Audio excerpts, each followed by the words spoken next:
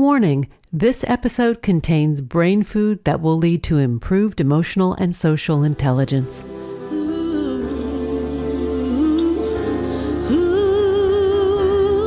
Hello and welcome to our new short format servings of consciously prepared brain food designed to improve your mental fitness. This is Lisa Cypers Kamen, your host. For more than 12 years, we've been proudly and consistently crafting harvesting happiness and sharing it with you. Each week, we spotlight diverse thinkers and doers who are contemporary trendsetters and change agents devoting their lives to creating a better world in which to live. We invite you to listen up and change the way you think about human happiness. Our award-winning content is fresh, optimistic, and purpose-driven media that promotes well-being from the inside out. Alrighty then, let's dive in. This episode offers psychosocial education designed to inspire and motivate our listeners. The information provided does not constitute a therapeutic relationship nor a substitute for professional mental health care.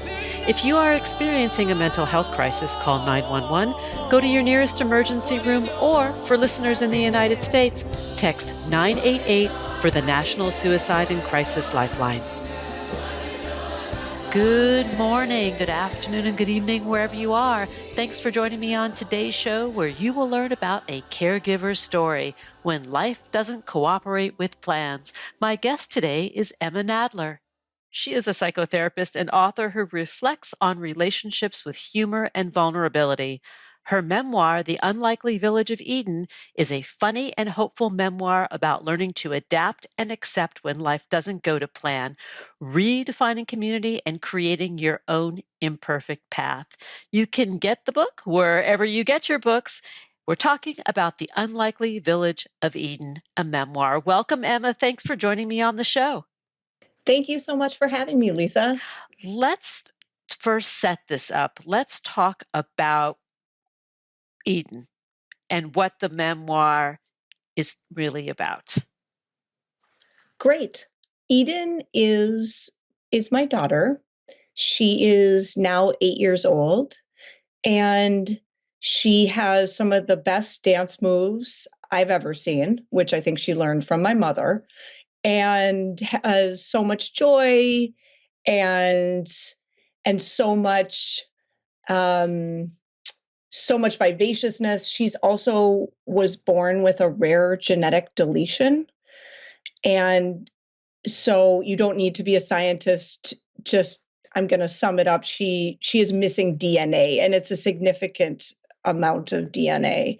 And we learned this when she was a baby, that the doctors were really unsure because her deletion is so rare.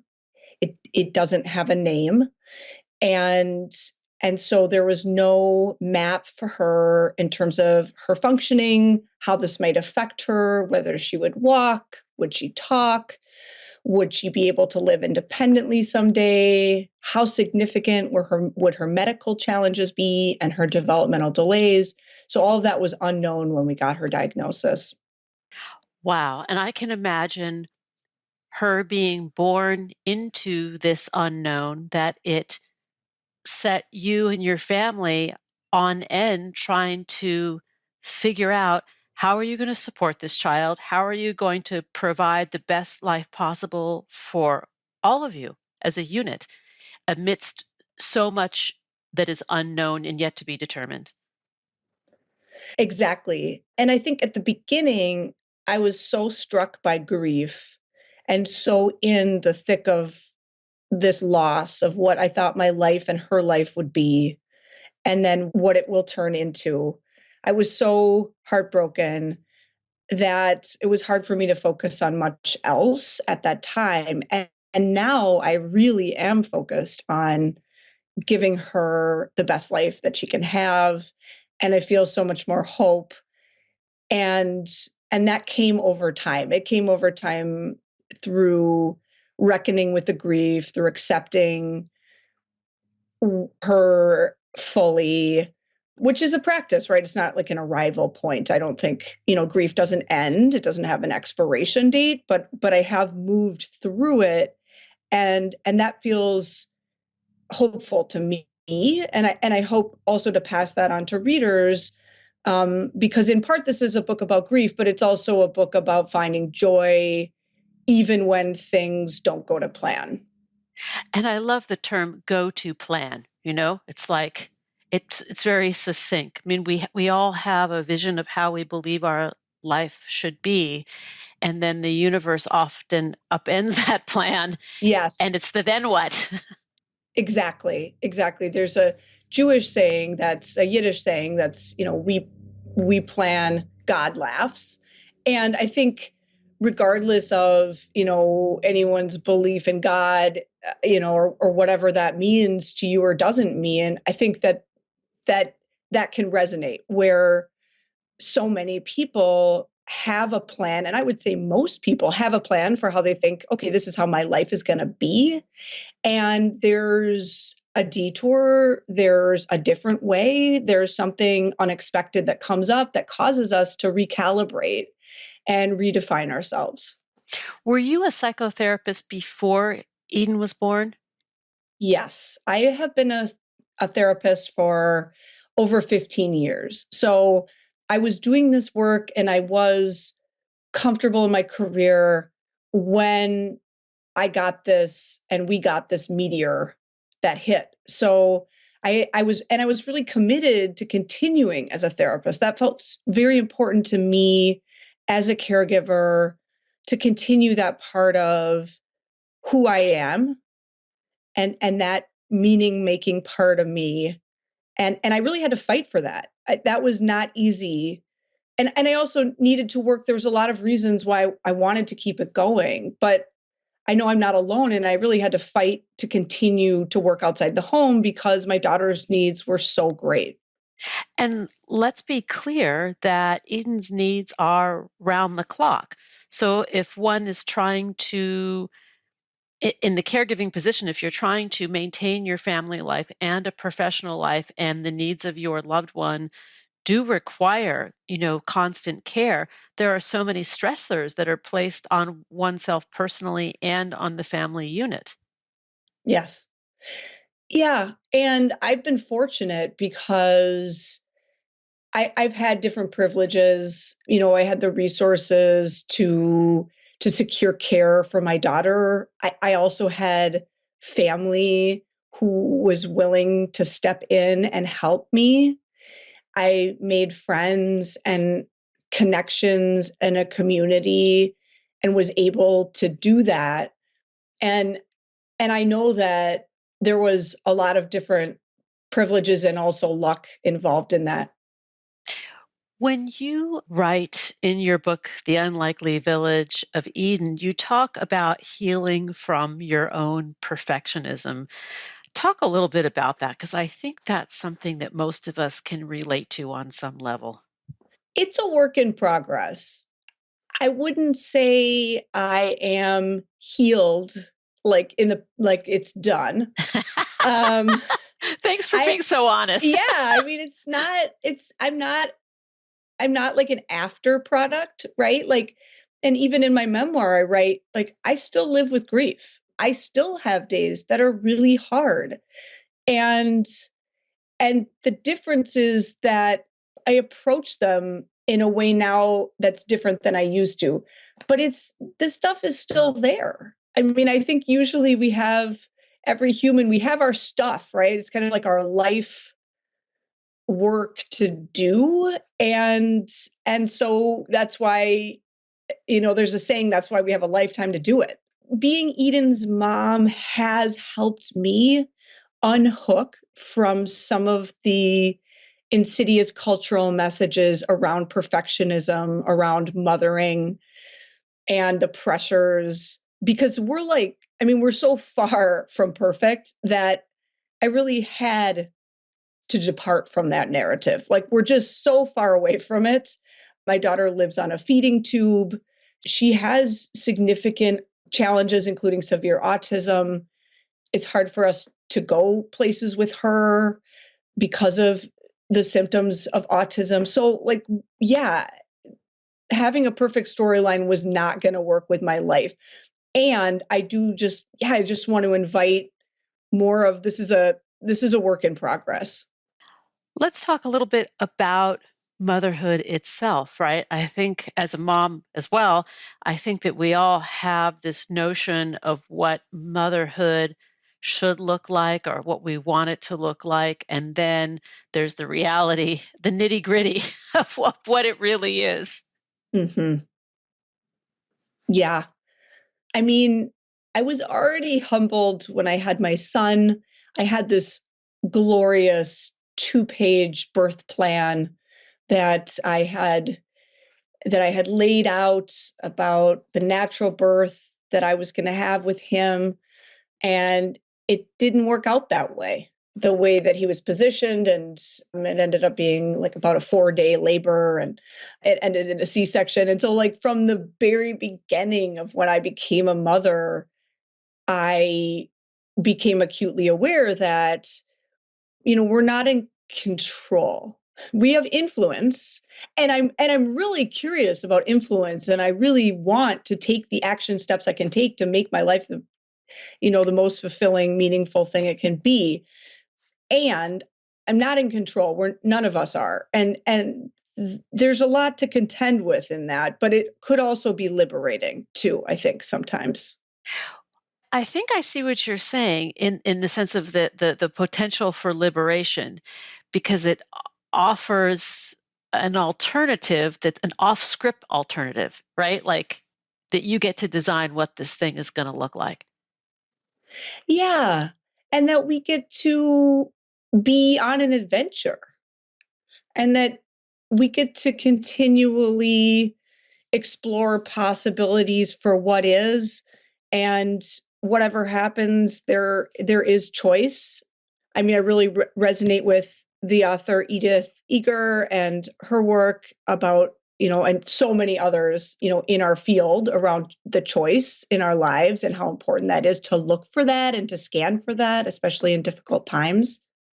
So, yeah, I think that there's possibilities, and we're also not, we're not fully in control. When you wrote the book, the purpose of the book was to share your journey with Eden, but also because there was so little known about her diagnosis, were you able to find supportive connections throughout this process?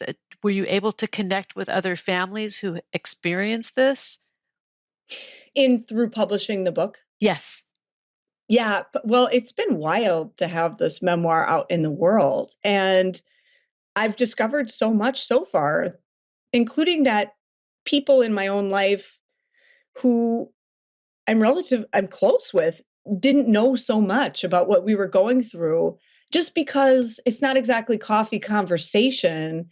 And I'm always conscious about, I mean, I like to share with the people I trust, but I also want to make space for them and their life. And, there's so many things that other people are going through. And this is just one thing, right, that I have. And this person has this thing, and this person has that thing. So I've been getting a lot of support. And even now, offers to connect and to help. And yeah, I've been really hearing from people that the story resonates with them, even if they don't have a child with a disability or a medical condition, that this story is really invoking a lot of feeling for people, laughing and crying, and feeling less alone, because I was really open about my experience, and it's so vulnerable. And so I think there's a lot that people can relate to within it, even though many people, of course, haven't walked the path that I've walked. Let's take a break. And when we come back, we will continue the conversation with Emma Nadler. We're talking about The Unlikely Village of Eden, a memoir. To learn more, please visit emmanadler.com, on Facebook at Emma Nadler, and on Instagram, Emma Nadler Writes. Here comes the pause. We'll be right back. Hang on just a second. Before we pause, let's talk about how much great food and happiness go hand in hand. And thanks to HelloFresh, my life has gotten a whole lot tastier and happier. Fall is upon us, and that means hearty harvests of edible goodness. And if you're anything like me, Your time is precious, and outsourcing awesome deliverable meal kits save time, money, and take the guesswork out of stocking up the fridge. HelloFresh delivers top quality, farm fresh, pre-portioned ingredients and delicious seasonal recipes. This is a no-brainer convenience sent right to my front door. Skip trips to the market and count on HelloFresh to make home cooking easier and more joyful. HelloFresh makes eating well a snap with healthy and affordable plans to fit every lifestyle. They've taken the stress out of cooking and given me more time for fun and relaxation with my family. This makes me extra happy. Join me in subscribing to HelloFresh, America's #1 meal kit, along with her sister brands Green Chef and Every Plate, all with healthy menus designed to satisfy your taste buds. One of my all-time favorite dishes is the one-pot Thai coconut turkey soup from the Quick and Easy recipe collection that goes from stove to table in under 30 minutes. Go to HelloFresh.com/50HH and use code 50HH for 50% off plus 15% off the next 2 months. That's HelloFresh.com/50HH and use code 50HH for 50% off plus 15% off the next 2 months. Now let's take that pause. We'll be right back. Research tells us that happiness is good for our health. Happy people live longer, are more productive, and make better partners, parents, and professionals. Connect on Facebook at Harvesting Happiness and follow me on Twitter at Lisa Kamen for nutritious helpings of positive goodness.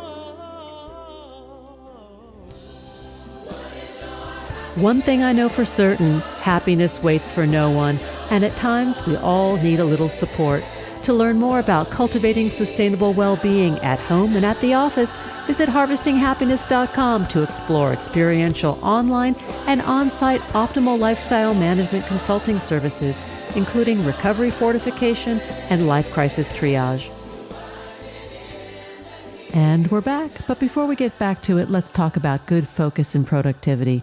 If you're anything like me, your life moves faster than the speed of light. And that means too many demands and not enough time. Prioritizing and executing tasks can be challenging.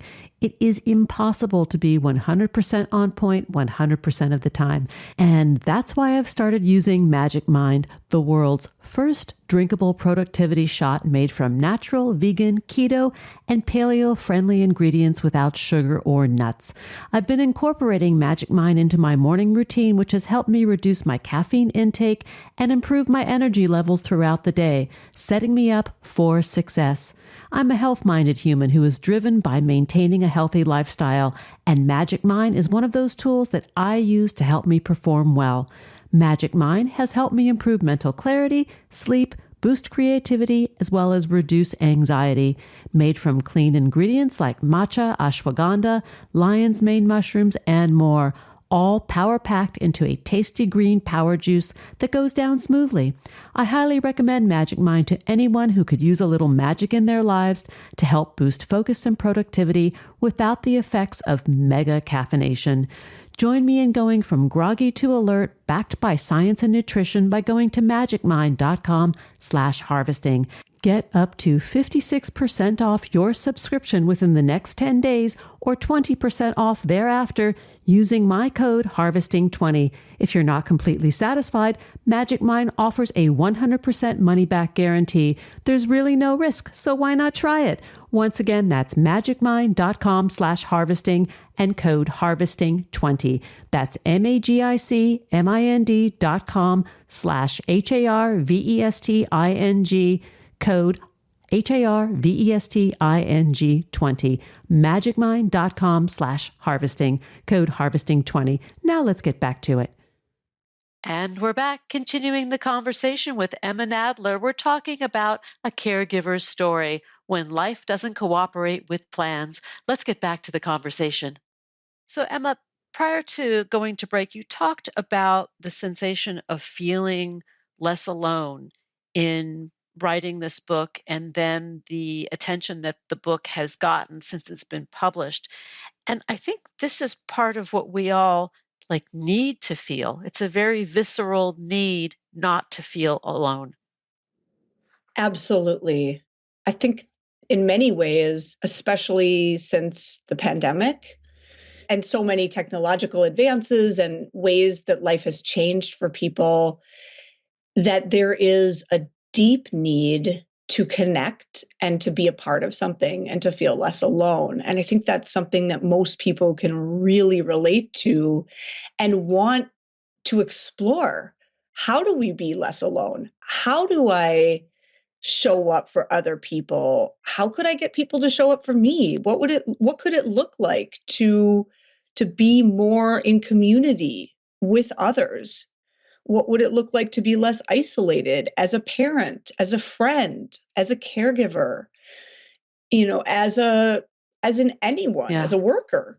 And so I think that this is hitting something for people. And I know that through my work with my own clients too, as a therapist, and also just from being a person in this world.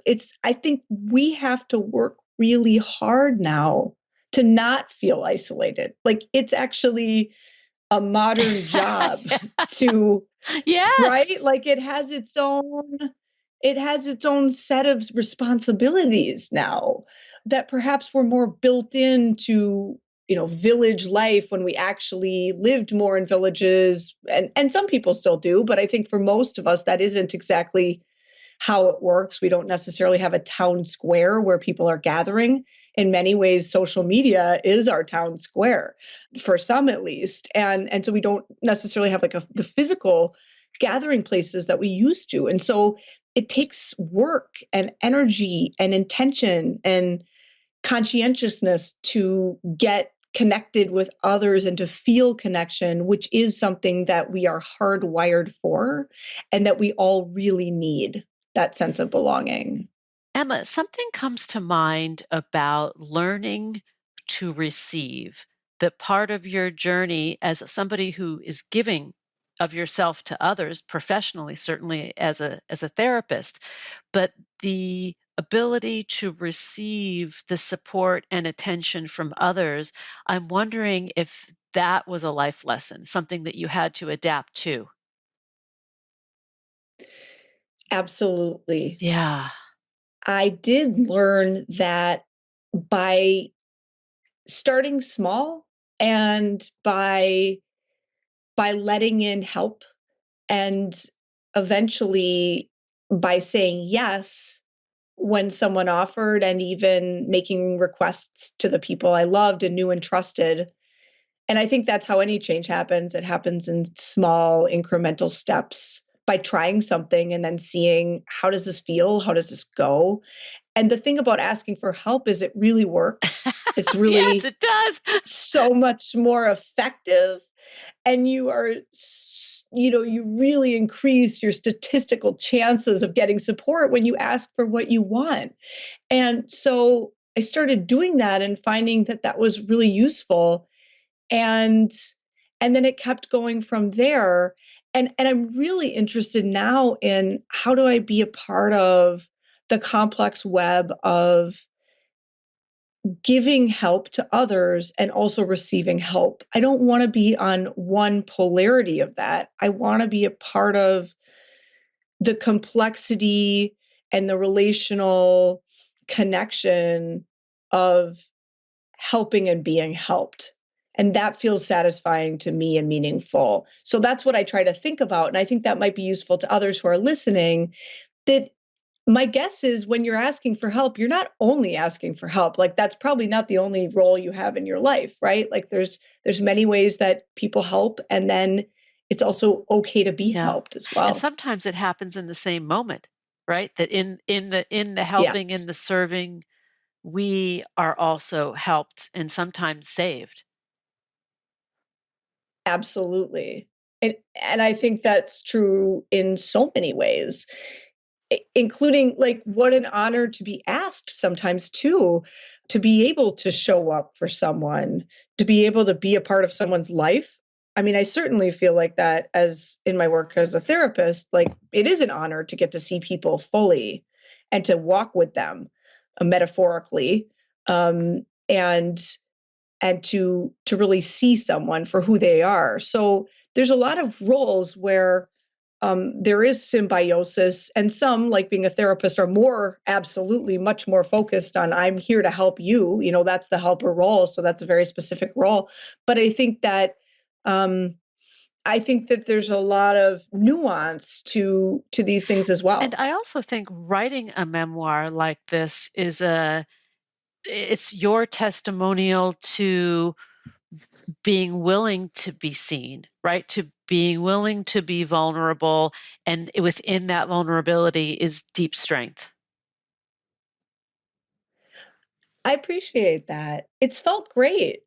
And I didn't know how it would feel because I am very real and transparent. And that was important to me, that if I was going to write a memoir, I wanted it to be really human. And I didn't want to portray just like a one side of myself. Like and everyone in it too. The relationships I talk about in here, I talk about a friendship that ends because although there were many people who rallied for us that became our village, there are also people that did not. And I think that's important to share that part of life too. Because if I wrote a memoir about everybody rallied for me and it's like, well, that isn't true and it's not relatable. And there were people who were afraid of the heaviness of what my family was experiencing, or they had their own stuff they had to deal with and they didn't show up. We were fortunate. There were many people who did show up, but I wanted to also, I wrote about relationships that changed because I think that's a really big part of any kind of loss is it changes relationships. I can imagine. I can imagine. So, and I also feel like one of the lessons that comes out of the unlikely village of Eden is that although there is grief and loss and sadness, at the same time, there are all of these positive attributes that are experienced regularly. The joy, the love, the connection that almost it doesn't take away from the challenge, but it balances it in terms of giving you a really large spectrum of the human experience. Yeah, it's all in there. It's all in there. And somehow this book is funny, and that was important to me too, because that's one of the ways I get through anything difficult or anything at all is to make light of it. And so people are telling me when they're reading this, they're laughing and they're crying, and that they're really in it, and that it's actually kind of a fun read, which sounds sort of mind-blowing, right? In terms of the topic matter that we're discussing. And yet I think levity can really change everything, to be able to hold all of the hard parts, the beauty, the mystery, and to also sometimes crack some jokes when possible. It isn't always possible with acute grief, but I've been doing this for some years now. And so, this is my life. And so, yeah, sometimes I also want to crack a joke about it You've too. reached outlier status in that department. Well, we're outliers in all kinds of ways. I mean, I like to say, like, my house, it's never boring. Like, we are a lot of things, but we're never boring. And I think of your description of Eden and the best dance steps that you attribute to your mom. And I have this image of her. What kind of music does she like? She loves the pop divas. Ooh. And it's so great because she knows the lyrics and exact song titles to so many pop hits. And she has a beautiful singing voice. And she actually can read. So a lot of the way that we worked with her with reading was to have song lyrics and to read song lyrics and to learn songs that way. And she's just delightful in that way. My husband's a musician, so I think that part of her her musical interest. And it's a very intense, focused interest that she has in music is probably from him. But he was never into pop before because he's like a jazz musician and that just wasn't his thing. But now we're all in on pop music. We're like, yep, we love it. And so that's been really fun too. Like I got in the car the other day and my husband was playing Katy Perry. And I'm like, really? Like, I love this about you. I love that she brought this fun and really kind of just like not serious part into our life. So she is the catalyst for laughter in your home that might not necessarily have been there before her. Yeah, I think so. I mean, I think we were laughing before, but we have maybe some more interesting things to laugh about now, and we have a much better soundtrack. Well, it sounds like the village of Eden is a very warm, loving, full, good place. Yeah, I think so. Most days it is, and some days it's hard, and there can be meltdowns from Eden with her autism or different challenges we face. Absolutely, it's just all there, and I'm really, Eden has helped me just be more alive, I think, and be really in touch with the finitude of life. And I think that's something that has really helped me and our family. Thank you, Emma Nadler, for sharing part of your day with me. We've been talking about The Unlikely Village of Eden, a memoir. To learn more about Emma, please go to emmanadler.com. You can find her on Facebook at Emma Nadler and on Instagram, Emma Nadler Writes. Thanks for joining us on Harvesting Happiness today. This is Lisa Cypers Kamen on behalf of my guest, Emma Nadler, wishing you kind thoughts, kinder words, and the kindest of actions. Until next time, remember, happiness is an inside job. Happiness is your inside job. Please go out and rock your day and remember to be kind to one another. Keep harvesting your own happiness anytime and anywhere from the comfort of wherever you are. Subscribe, listen, and share hundreds of downloadable episodes from our mental muscle toning libraries at harvestinghappinesstalkradio.com, toginet.com, iTunes, Google Play, Amazon, Spotify, or wherever you get your podcasts. To learn more about my global consulting services, please visit harvestinghappiness.com. Spread more joy by liking us on Facebook at Harvesting Happiness and following me on Twitter at Lisa Kamen. Harvesting Happiness is produced by me, Lisa Cypers Kamen, Andrea Mungeli, Robin Boyd, Andrea Daly, and the awesome team at Podfly Productions, including Eric Begay, Kimberly Beck, and Alec Gus, in collaboration with TogiNet Radio, KBUU, RadioMalibu.net, and is available on PRX, the Public Radio Exchange.